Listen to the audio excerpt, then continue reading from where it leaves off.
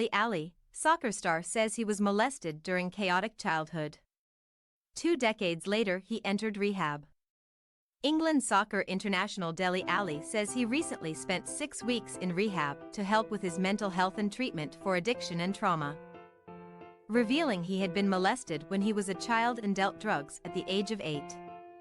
"So, at 6, I was molested by my mom's friend, who was at the house a lot," Alli told former Manchester United defender and England international Gary Neville on the Overlap podcast, which was made available on Thursday. "My mom was an alcoholic, so that happened at 6.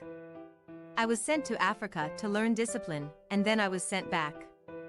At 7, I started smoking. 8, I started dealing drugs," added Alli. "An older person told me that they wouldn't stop a kid on a bike, so I rode around with my football, and then underneath I'd have the drugs. That was 8. 11, I was hung off a bridge by a guy from the next estate, a man." CNN was unable to reach Alli's mother for comment, but in a 2018 interview, she told the Daily Mail that it was painful that we've become estranged, and the hard part is I don't really know why. The trade. At the age of 12, Alli says he was adopted. "If God created people, it was them," Alli told Neville of his adopted family. "They were amazing, and they've helped me a lot. And that was another thing, when I started living with them, it was hard for me to really open up to them, because I felt within myself, it was easy to get rid of me again." Asked by Neville about his relationship with his birth mother, Alli answered that he doesn't speak to her after his parents went to the media with a story about his adopted family. "After that, I just felt so betrayed and let down and hurt that I just couldn't keep the relationship with my mom," said Alli.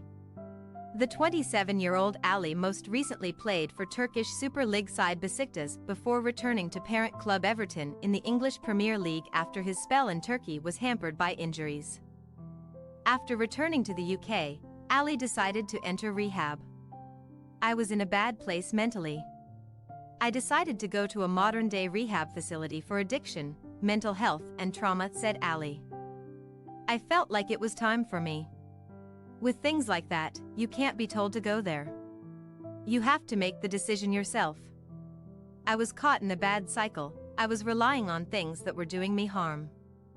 I was waking up every day and I was winning the fight, going into training, smiling, showing I was happy, but inside, I was definitely losing the battle, and it was definitely time for me to change it."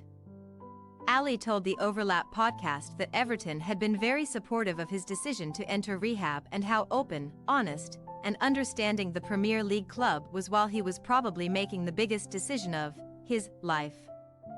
"I couldn't have expected it to go the way it did. Before you hear about it, it has this whole stigma. It's something people don't want to do, going into rehab. It definitely sounds scary. But I could never have imagined how much I would get from it and how much it would help me mentally because I was in a bad place." In a statement, Everton said it had been supporting Dele in both his return to fitness and overcoming the personal challenges highlighted in his interview with The Overlap. "Everyone at Everton respects and applauds Dele's bravery to speak about the difficulties he has faced, as well as seek the help required," Everton added. Alli's former club, Tottenham Hotspur, tweeted a picture of Alli alongside an emoji of a white heart. The former Spurs star added that he had only checked out of rehab 3 weeks prior to appearing on Neville's podcast. "It's been going on for a long time, my addiction, the things I was doing to numb the feelings I had. I didn't realize it was for that purpose, whether it be drinking or whatever. I got addicted to sleeping tablets, and it's probably a problem that not only I have. I think it's something that it's going around more than people realize in football." Alli told Neville that he had chosen to speak out about his problems in the hope that he can help people who may be dealing with similar issues. "If I'm being honest, I probably wouldn't have wanted to talk about it this soon. I think maybe give it a little bit more time. I maybe could have done with a little bit more time in terms of when I was talking about it. But unfortunately, the way the world is now, the tabloids, they found out and they was calling my team a lot and they were telling that they knew where I was and stuff. CNN has contacted Tottenham and Besiktas asking for comment on the support they have offered Alli. The medical protocols and practices for players are managed directly by their clubs. We expect all clubs and their doctors to uphold the highest level of medical practice by providing treatment, support and advice to their players that meets their required professional standards, said the English Football Association in a statement sent to CNN.